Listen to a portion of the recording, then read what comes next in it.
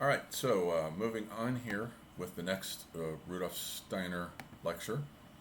Here is another one of his blackboard drawings. Now, the thing about this third lecture is that it dates from the 6th of February 1924 in Stuttgart, and it's basically a clone of the first two lectures. These first three lectures in the Karmic Relationships series all say basically the same thing.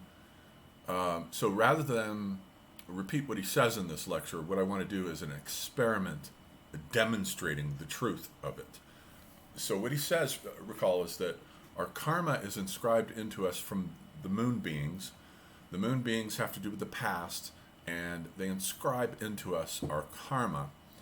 And then the sun has to do with the future and the ego, whereas the moon has to do with the astral body.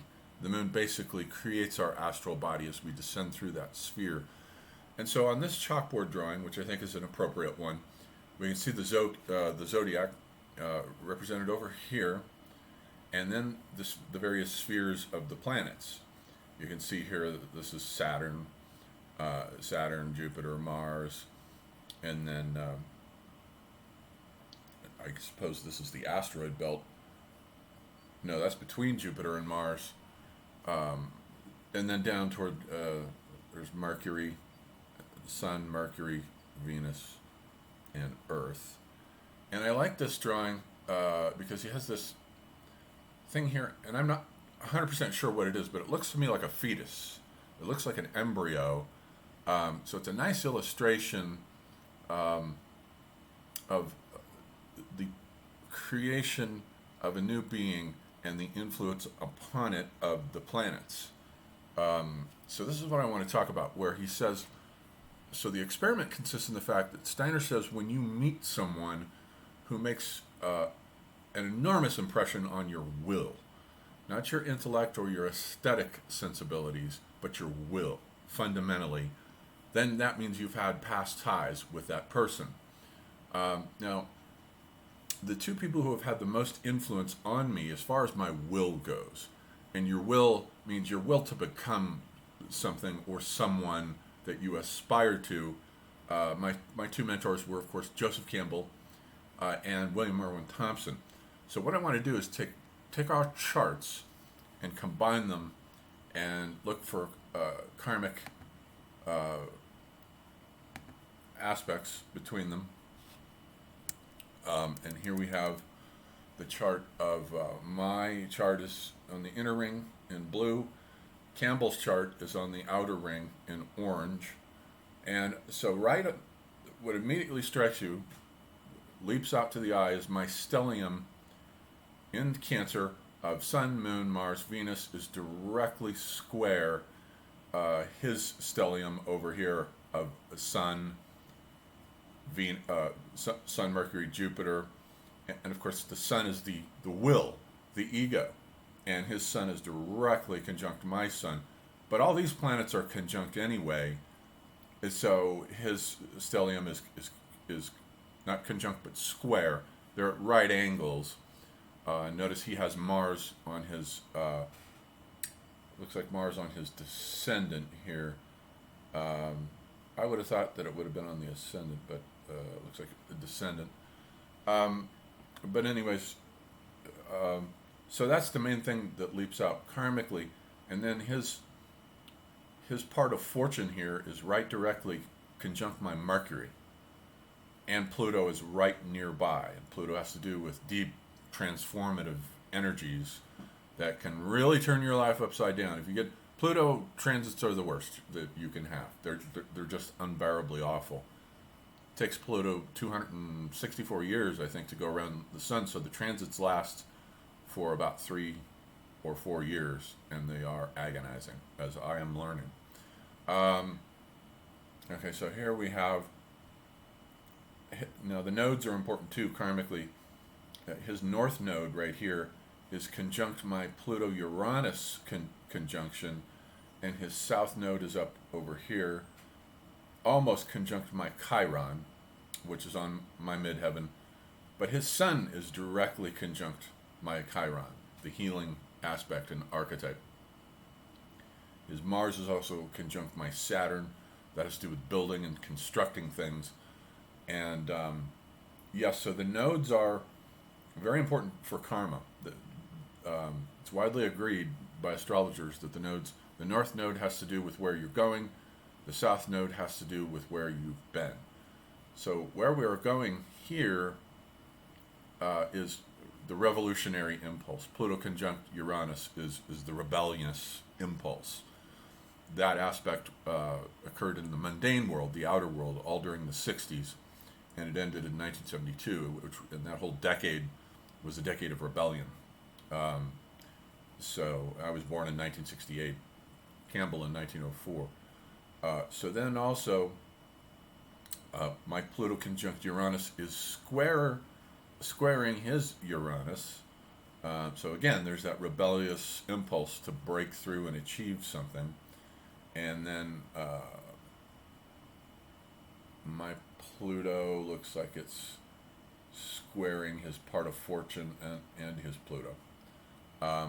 So yeah, no question about it. These are karmic connections. So Steiner's right. When you meet someone who makes an impression not upon you aesthetically, not, oh, this is a beautiful woman. That's superficial. It has nothing to do with karmic connections. Karmic connections are deep, and they have to do with two wills meeting and having an influence over each other. So Campbell was my first mentor. I never met him. He died just before I started getting into him.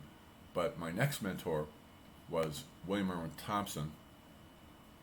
Let's take a look at my connections with Thompson, who died a couple of years ago. And he was born in 1938. Okay, so immediately there's quite a few. It's a much softer relationship, although it I wouldn't characterize it as soft. It was tough. Here's his Saturn conjunct my north node and very nearly conjunct my Saturn. So that's energy that's where the relationship was headed. Was indeed, he was trying to teach me form and discipline in my writing. And that is all squaring my stellium over here, my part of fortune. And then he's got his Sun conjunct Mars, conjunct Pluto, right conjunct my part of fortune. Part of fortune has to do with luck, good luck. And his Chiron, the healing planet, is conjunct my entire stellium. Over here we have his Venus is conjunct my Jupiter and opposing his Jupiter, which was our mutual interest in the arts. We both loved art. It was one of the primary levels we connected on. And then his Neptune, the spiritual energies, are right on my Pluto conjunct Uranus. And then, as far as the nodes go, we've got his north node is conjunct my Neptune, which is interesting because in that case, that's over here. My north node was conjunct his Saturn, which has to do with discipline and form, which he was trying to teach me. He was a very tough disciplinarian through spirituality here with the north node, his north node conjunct my Neptune. Very strong spiritual connection, most likely from a past life. So this was William Irwin Thompson. Now, let's take a look at my girlfriend who shot herself through the head. This is where things get even more interesting because I would say this is the third most person who had an influence over my will. She also was, of course, aesthetically appealing, but there was a much, much deeper connection. And I know a lot about our past lives anyway, so none of this is a surprise to me. But let's take a look. And right away, you can see all these red lines. There's a lot of tough aspects. The red lines are the two series, the oppositions, the squares. Those are tough ones, and you can see a whole bunch of them that leap right out. And the first one and strongest is my Saturn opposing her Moon. In a relationship, that's pretty much a relationship killer. That's pretty much it. That's a foredoomed relationship. Anytime you get Saturn and your partner's moon, you're in for a rough time. And then over here we have, so my stellium in Cancer is entirely opposed to her stellium, which is mostly in Capricorn. She's got all these planets directly opposed. Her Venus is directly opposed to my Mars. It's very strong sexual attraction. Yeah, so this is the real crux here.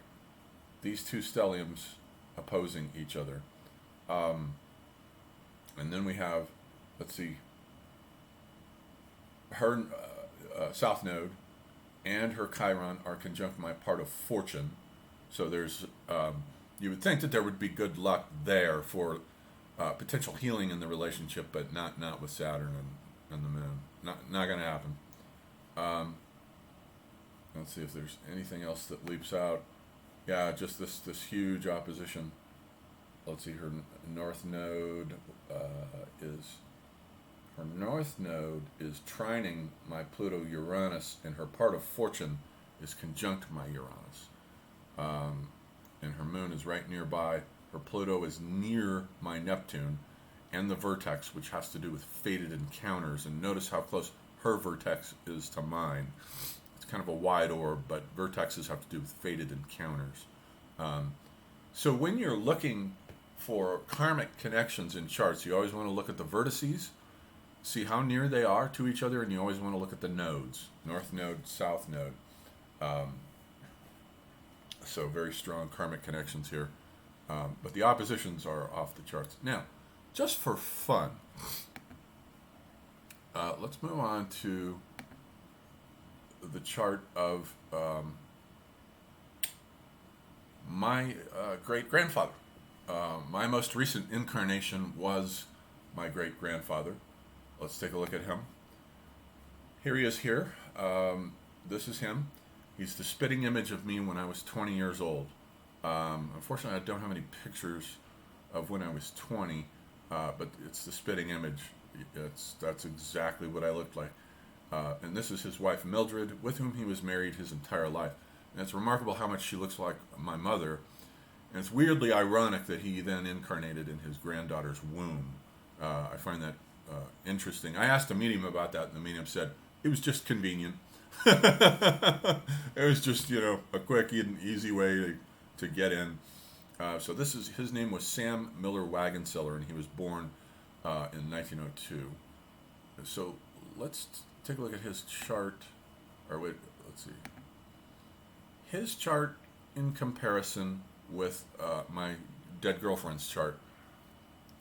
Since the woman that she was, that he had an affair with, and he had many affairs on Mildred, was named Amelia Smith, but I don't know her birth date or anything else about her. The medium only gave me the name, so it would be nice to track that down. But I do think it's interesting, since I was Sam Miller in a previous life, to compare my chart with hers. And look at this shit. The charts line up almost exactly. Her stellium in Capricorn and partly Sagittarius is almost entirely conjunct his stellium, which was also in Capricorn. And notice that all his planets were in Capricorn, and then when I reincarnated, my stellium was in Cancer, directly opposing both hers and his, which I find very interesting. And there's Mars opposition Moon, which could cause a lot of angry energy when you get the Moon and Mars together. And then Uranus directly on her sun. His Moon directly on Venus. That's a big erotic connection. And Uranus, Venus on Neptune, Chiron nearby, and then Saturn conjunct her North Node. This is hypothetical, of course, since we don't have Amelia Smith's birth chart. But it's interesting how similar these two charts are. how much they mirror each other as opposition to mine. So once again, I think this backs up Steiner's idea that people who have very strong impacts on each other do so because of karmic influences. The karmic moon beings inscribe into your astral body. This is basically what Steiner is saying. This is a picture of your astral body. That's what the natal chart is. Let's take a look at what happened when my girlfriend killed herself, what transits she was having, because they were very, very rough.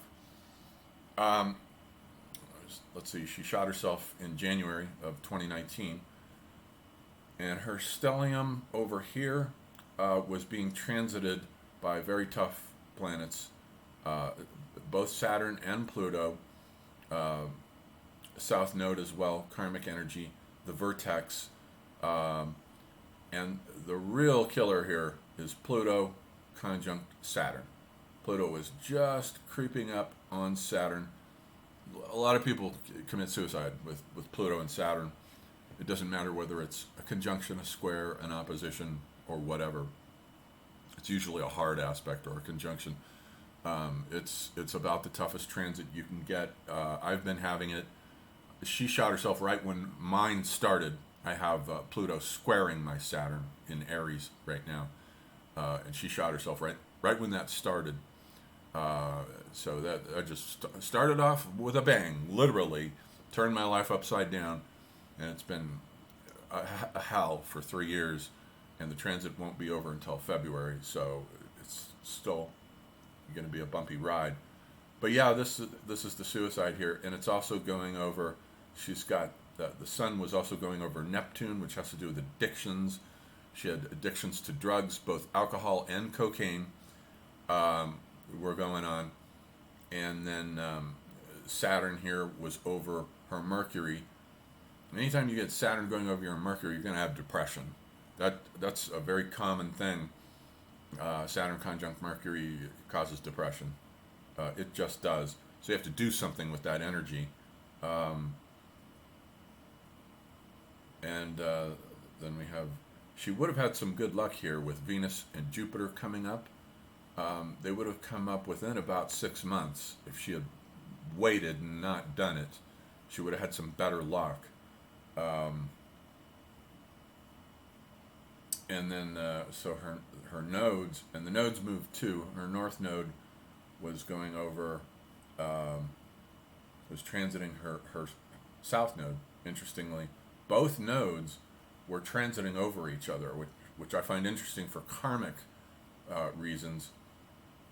And the north node going over her Chiron. She had no healing abilities whatsoever. It's very surprising to me that Chiron is on her ascendant because she had no healing capabilities whatsoever. She did no one in her entire life any good whatsoever. I think everyone's in agreement on that. She was just pretty much useless, a useless person, except for one thing, which I won't mention.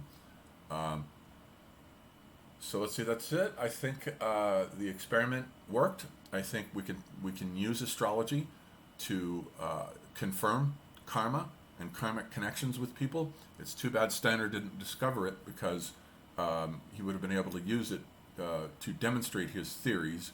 But that's okay, because I'm taking care of it.